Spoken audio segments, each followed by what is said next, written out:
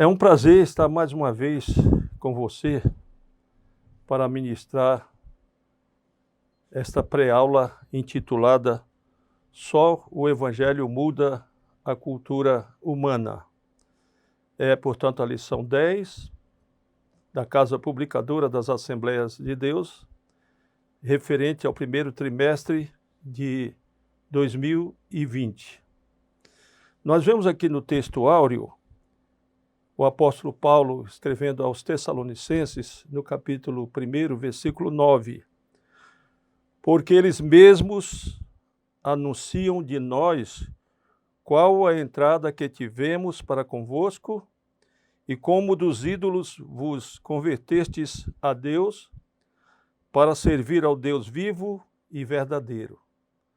O apóstolo, portanto, está na sua introdução da carta aos Tessalonicenses, na primeira carta, em que ele testifica dos macedônios e dos gregos que já tinham ouvido a palavra de Deus e davam bom testemunho dos Tessalonicenses.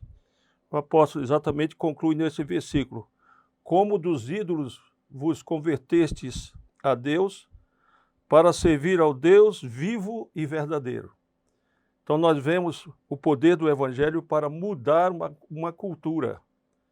A cultura grega, nobre, portanto, forte, portanto, e dominava o mundo na época, mas o Evangelho que é poder de Deus para transformar. E nós vemos a adaptação, portanto, a transformação que foi feita na cultura grega através da pregação do Evangelho. Então houve uma fusão entre a cultura bíblica com a cultura grega, trazendo, portanto, uma nova maneira de viver de seus habitantes. Nós vemos, na verdade prática, que nos diz, em consequência do pecado, não há culturas inocentes nem inofensivas, mas todas elas podem ser transformadas pelo Evangelho de Cristo. Então, é uma verdade, nós elogiamos, nós respeitamos todas as culturas, devemos um grande respeito a todas as culturas que existem na face da terra, mas elas não são inocentes nem inofensivas, mas todas podem ser transformadas pelo Evangelho de Cristo. E o que é cultura, então? Cultura é o conjunto de conhecimentos, valores, símbolos, tradições, ideias, costumes e práticas que se tornam características de um grupo, seja ele familiar, social, étnico, religioso, etc. Portanto, a cultura é tudo isso que um povo cria, o povo, portanto, adapta, o povo registra no decorrer da sua história. E a cultura ela é transmitida para as gerações seguintes no cotidiano, ou seja, na conversa, nas atividades diárias, nas festas e comemorações, no exemplo de outras pessoas.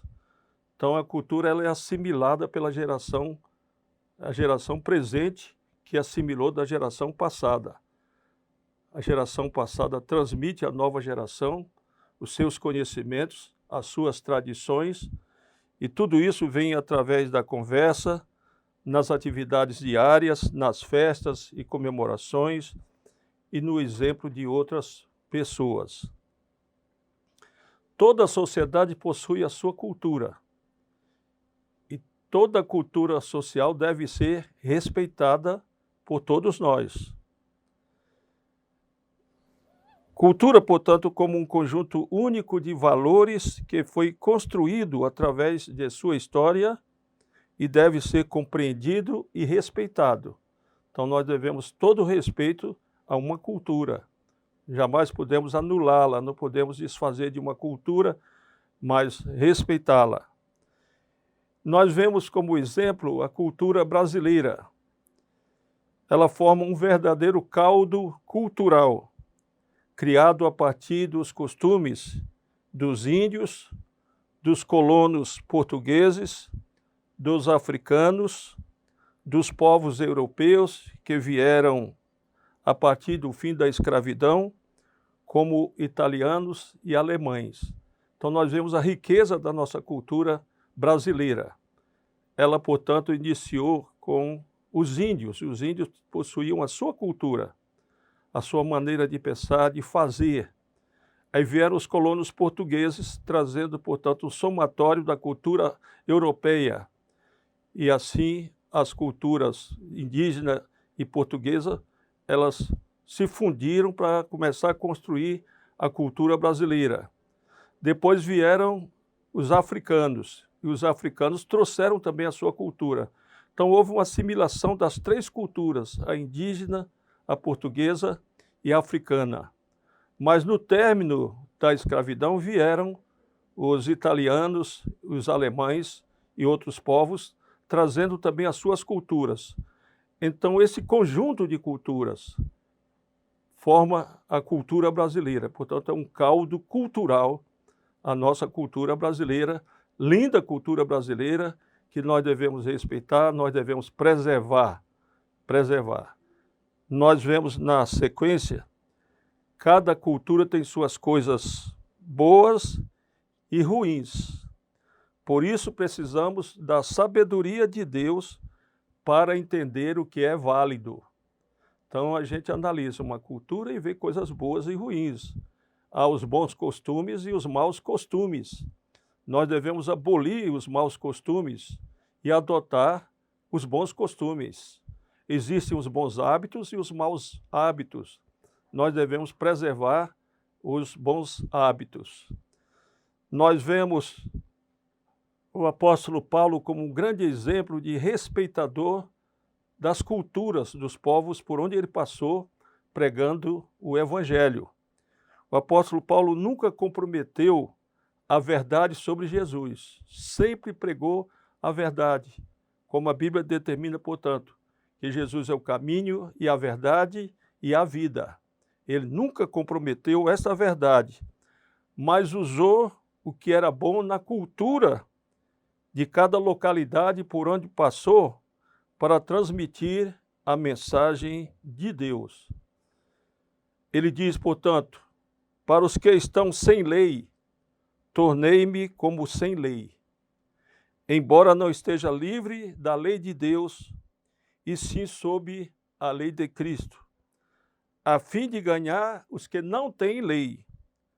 Para com os fracos, tornei-me fraco, para ganhar os fracos. Tornei-me tudo para com todos, para de alguma forma salvar alguns. Faço tudo isso por causa do Evangelho, para ser coparticipante dele. 1 Coríntios, capítulo 9, versículos 21 a 23. Nós vemos como exemplo o pastor David Wilkerson, um pastor norte-americano que viveu na época do grande movimento de rebelião nos Estados Unidos, chamado hippie. E ele desejou evangelizar os hippies. Mas não era de qualquer maneira que ele chegaria lá para evangelizá-los. Ele então achou por bem deixar sua barba crescer, usar a roupa dos hippies, viver no meio dos hippies, tornar-se um hippie, aliás, como os hippies, para, quando adquirisse a amizade de todos aqueles seguidores desse grupo de rebeldes, ele pudesse evangelizá-los. E ele fez uma grande obra, ganhou muitos para Jesus. Ganhou tantos para Jesus que esse movimento se acabou. Não existe mais, porque o poder do evangelho para transformar. Eles eram revoltados, eles não queriam, portanto, associar a cultura de seu país, queriam formar uma nova cultura, mas David Wilkerson, ele assimilou aquela maneira de ser dos hippies, conforme o apóstolo Paulo diz, tornando-se fraco com os fracos para ganhar os fracos. E ele fez ali um grande trabalho que ficou notório na história do cristianismo. Nós observamos também que a pregação do evangelho não tem poder para anular uma cultura. É o cuidado que a gente deve ter, portanto, para pregarmos o Evangelho, jamais anularmos uma cultura. A cultura é uma tradição, a cultura é um tempo anterior ao que se vive no dia de hoje. A cultura vem de geração para geração, então deve ser conservada, apenas transformada pelo poder de Deus. O Evangelho tem poder para transformar uma cultura, exatamente tirando aquilo que não agrada a Deus e fazendo as pessoas agir de acordo com a vontade do Senhor. Ela não tem, portanto, o Evangelho não tem, portanto, poder para anular uma cultura, mas transformá-la. A fim de que uma pessoa passe por essa transformação cultural, é necessário nascer de novo, como Jesus declara em João capítulo 3, versículo 3. Na verdade, te digo que aquele que não nascer de novo não pode ver o reino de Deus. A Bíblia registra o efeito desta transformação. Então, gostaria que você visse, portanto, o efeito da transformação. O pregador vai pregar o Evangelho, respeitando aquela cultura, mas falando do poder de Deus, mostrando o que a Bíblia ensina, e as pessoas assimilam o ensinamento da Bíblia, colocam em prática aquilo que é determinado por Deus, tornam-se obedientes à palavra de Deus e automaticamente são transformadas. A cultura do seu país existe, mas o Evangelho transformou vidas.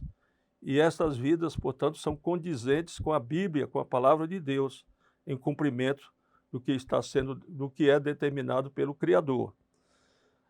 A Bíblia, portanto, fala sobre o efeito dessa transformação.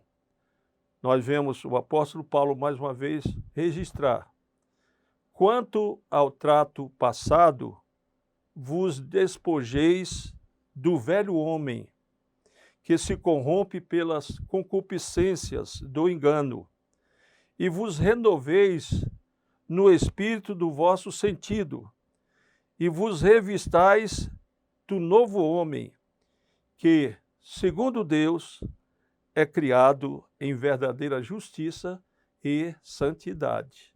Efésios capítulo 4, versículos 22 ao 24. E nós devemos entender, portanto, nesse processo da transformação da cultura, é exatamente através da palavra de Deus que nos leva a nascer de novo e começa o processo da santificação. Nós devemos ser santos em toda a nossa maneira de viver. A Bíblia diz: quem é santo, santifique-se mais ainda. Sede santos em toda a vossa maneira de viver. E Deus também diz: sede santo, porque eu sou santo.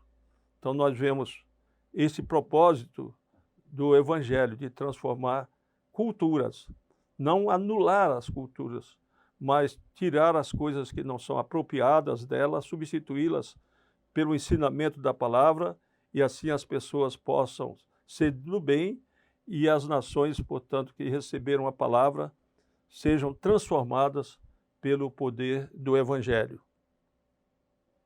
Nós vemos que a igreja primitiva, ela respeitou a cultura daqueles povos.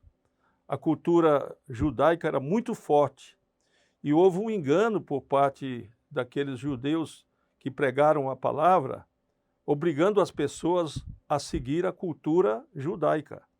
E nós não podemos impor a nossa cultura. Se nós vamos pregar o Evangelho a outro povo, não podemos levar a cultura brasileira e fazer com que eles assimilem a nossa cultura. Temos que respeitar a cultura de cada povo. E isto aconteceu no início da igreja. Aqueles pregadores, à medida que os gentios aceitavam a Jesus, eles determinavam que eles se submetessem à cultura judaica, baseada na lei deixada, portanto, registrada por Moisés. Nós vemos a questão da circuncisão. Então, eles queriam impor a circuncisão, determinando que todos aqueles que aceitaram a Jesus precisavam circuncidar-se, senão seriam salvos. Isso causou um grande constrangimento, porque iria anular uma cultura, impondo a cultura judaica. E isso levou a um encontro, a uma convenção lá em Jerusalém. Todos os representantes, os líderes da igreja reuniram-se em Jerusalém para tratar deste assunto e chegaram a uma conclusão. Eles mandaram, inclusive, um documento, fizeram uma carta que deveria ser lida em todas as igrejas dos gentios, informando que não havia essa imposição. Nós observamos, portanto, conforme está escrito aqui em Atos dos Apóstolos, no capítulo 15, versículos 28 e 29. Na verdade, pareceu bem ao Espírito Santo e a nós não vos impor mais encargo algum. Então, queriam colocar uma carga em cima daquele que aceitou a Jesus, obrigando a assimilar a cultura dos judeus. E, meus amados, portanto, Deus não aprovou essa atitude e houve uma rejeição por parte dos gentios dessa imposição. Aí nós vemos, neste concílio de Jerusalém, eles tomarem essa decisão e mandam esse documento com esse texto, conforme nós lemos, que continua dizendo, senão estas coisas necessárias. Portanto, não queremos que vocês recebam esses encargos da nossa cultura, mas estas coisas necessárias, que vos abstenhais das coisas sacrificadas aos ídolos, e do sangue, e da carne sufocada, e da fornicação. Destas coisas fareis bem se vos guardardes, bem vos vá. Então nós vemos os apóstolos reunidos lá em Jerusalém para tratar deste assunto e mandaram esse documento exatamente para tranquilizar a todas as culturas. Tinha a questão da comida, tipo de carne que eles comiam. Não há agora proibição, havia proibição, portanto a cultura judaica não permitia, havia classificação dos animais limpos e dos animais imundos. Eles queriam impor, portanto, que o novo convertido não comesse da carne considerada imunda, mas era a cultura do povo. Eles criavam aqueles animais, sustentavam-se às custas daqueles animais, e agora vinha a proibição por parte de uma cultura que queria impor a sua vontade. Então os apóstolos dizem, não, vocês não recebam esse encargo, apenas que vocês se abstenham das coisas sacrificadas aos ídolos, e do sangue, e da carne sufocada, e da fornicação. Então, eles conseguiram assimilar esse ensinamento sem abandonar a sua cultura. De acordo com a sociologia, cultura é tudo aquilo que não resulta, ou melhor dizendo, que resulta da criação humana. Tudo aquilo que resulta da criação humana, nós consideramos cultura. São ideias, artefatos, costumes, leis, crenças e conhecimento adquirido através do convívio social. É a cultura. Nós vemos que a cultura indígena no Brasil deve ser preservada. Nós pregamos o evangelho para eles e não podemos impor a cultura europeia que nós assimilamos, porque nós somos, na maioria, descendentes dos europeus. Não podemos chegar lá, eles que convivem no meio da floresta, num lugar muito quente, em que eles se trajam de uma maneira diferente, não podemos impor que eles usem paletó e gravata. Eles vão servir a Deus com muita simplicidade, com muito respeito, com muita reverência, da maneira deles. E Deus concorda, Deus os recebe. Jesus os batiza com o Espírito Santo e eles se tornam também grandes ganhadores de almas, mas devemos entender que eles devem preservar a sua cultura, eliminar aquilo que não é bom, os maus costumes, os maus hábitos, e assimilar a palavra de Deus e viver em obediência à santa e gloriosa palavra do Senhor. Nós vemos também um outro assunto super importante sobre a transculturação. Nós falamos muito de missões transculturais. A missão transcultural é quando um missionário sai de um país para o outro e ele, antes de seguir o seu caminho de evangelização naquela nação, ele deve aprender inicialmente a língua daquele povo, porque a língua faz parte da cultura. Ele deve conhecer os costumes daquele povo, para que ele possa se integrar, ele possa levar a mensagem do Evangelho a contento, a fim de que ele seja bem-sucedido no seu propósito de pregar o Evangelho. Então ele precisa conhecer a cultura, ele precisa assimilar a cultura e a junção, portanto, da cultura dele com a cultura daquele povo. Estabelece-se, portanto, a transculturação.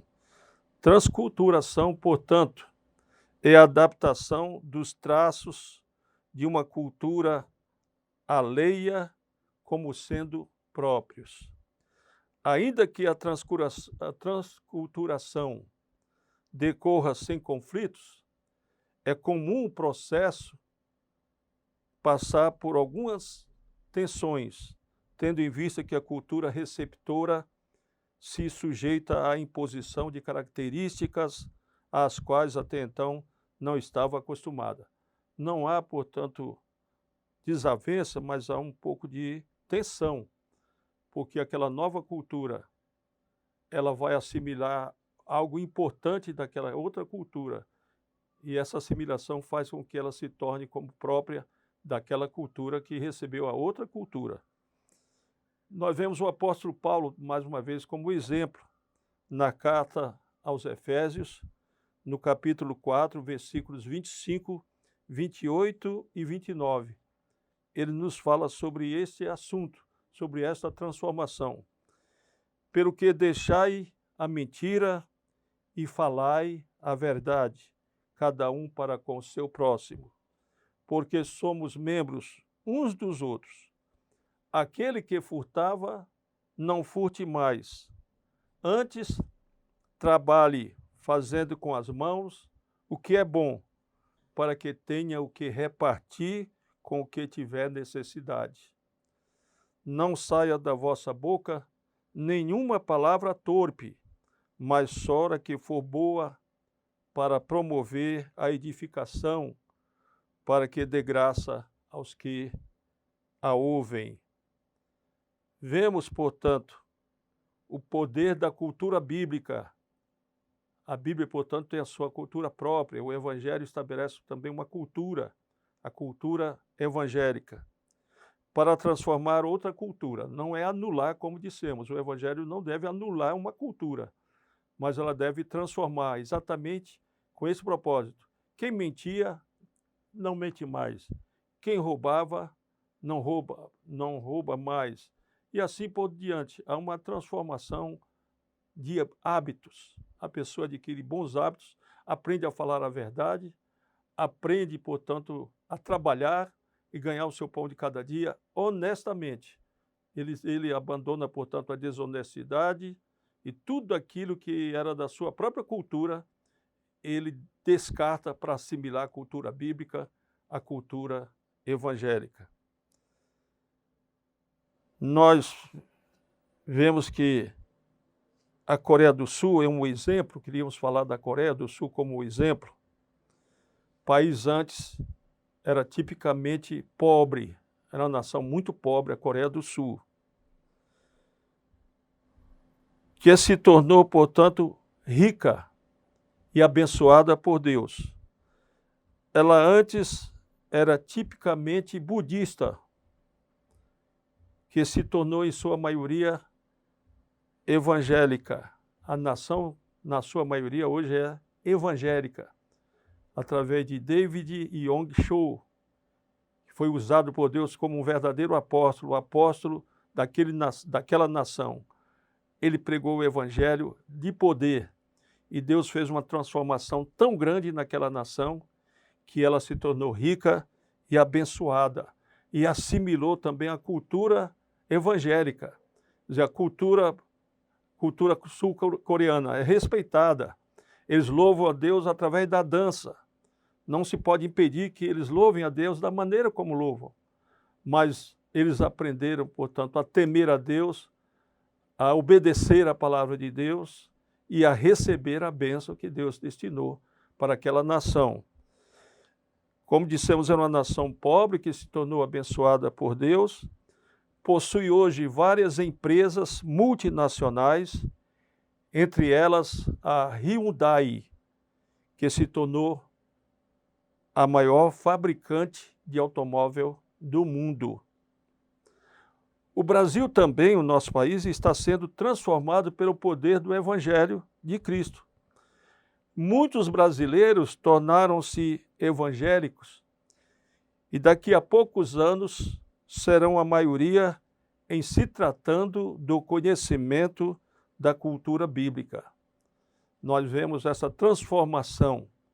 O nosso povo está saindo da ignorância, conforme o próprio Senhor Jesus disse, e conhecereis a verdade, e a verdade vos libertará. Então, aquelas superstições provenientes da nossa cultura, elas foram eliminadas. Hoje nós cremos em Jesus como Senhor e Salvador, nós conhecemos a verdade. E conhecereis a verdade, e a verdade vos libertará. Então, nós vemos que a maioria, se tratando do conhecimento da cultura bíblica, que é capaz de transformar uma sociedade para o uso de bons costumes e excelentes hábitos. Então, nós vemos essa transformação no Brasil, uma nação que está se tornando genuinamente evangélica. E nessa marcha que nós vamos, em pouco tempo, o Brasil será um país evangélico. Concluindo, portanto, este estudo, esta pré-aula, eu quero citar o que está registrado no Salmo 33, versículo 12. Feliz é a nação cujo Deus é o Senhor e o povo que ele escolheu para a sua herança. Então, quando chega o poder de Deus, quando chega a mensagem do Evangelho, que as pessoas abrem as portas para ouvir a mensagem, essa nação é transformada e abençoada. Então, nós citamos o caso da Coreia do Sul, citamos também o caso do Brasil e de outras nações, como a Suécia. A Suécia é uma nação muito abençoada porque é evangélica, uma nação que a maioria segue a Bíblia Sagrada. E nós somos gratos aos suecos, porque foram eles que nos evangelizaram. Eles nos apresentaram, portanto, o evangelho de poder que transformou as nossas vidas. Por isso, Jesus mandou que pregássemos o evangelho a toda criatura, para que todos tenham a benesse da transformação cultural através da pregação do evangelho. Meu amado professor, muito obrigado pela sua atenção e concluo, portanto, orando para que Deus o abençoe na ministração da sua aula neste domingo, quando será apresentada a 10ª lição deste trimestre. Senhor Deus, nosso Pai, eu te agradeço a oportunidade que me deste de trazer ao conhecimento dos teus servos esta pré-aula, que ela possa ser muito útil aos teus filhos que vão ouvi-la e apresentá-la aos seus alunos. Deus Santo, de poder e de bondade, em nome de Jesus Cristo, teu Filho, nós te pedimos. Amém.